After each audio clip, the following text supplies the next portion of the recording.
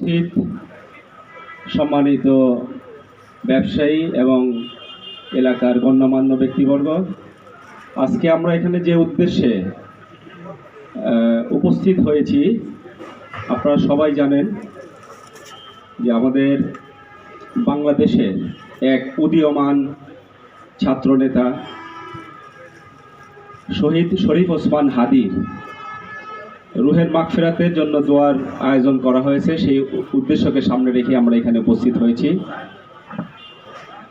সম্মানিত উপস্থিতি, শহীদ শরীফ ওসমান হাদি ভাই এমন এক ব্যক্তি ছিলেন যিনি সব সময় শাহাদাতের তামান্না পোষণ করতেন। আমরা জানি ওনার বিভিন্ন বক্তৃতায়, বিভিন্ন বক্তব্যে উনি এই বিষয়গুলো ফুটিয়ে তুলতেন এবং মানুষের কাছে উপস্থাপন করতেন। উনি বলতেন যে আমি সব সময় স্বপ্ন দেখি বিরাট এক অন্যায়ের বিরুদ্ধে মিছিল হচ্ছে, সেই মিছিলের সামনের সারিতে আমি আছি এবং একটা বুলেট এসে আমার বুকে বিদ্ধ হলো এবং এই অবস্থায় আমি হাসতে হাসতে আল্লাহ রাব্বুল আলামিনের কাছে চলে গেলাম ইনসাফের হাসি নিয়ে। সম্মানিত উপস্থিতি, শহীদ শরীফ ওসমান হাদি ভাই এই বাংলাদেশে একটি ইনসাফপূর্ণ রাষ্ট্র কায়েম করার স্বপ্ন দেখতেন।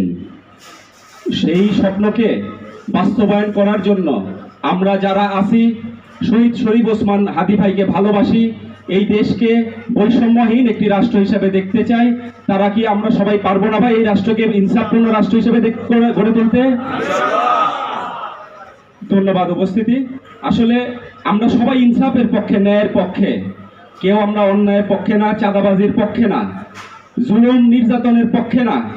আমরা সবাই আছি অন্যায়ের বিপক্ষে, ইনসাফের পক্ষে।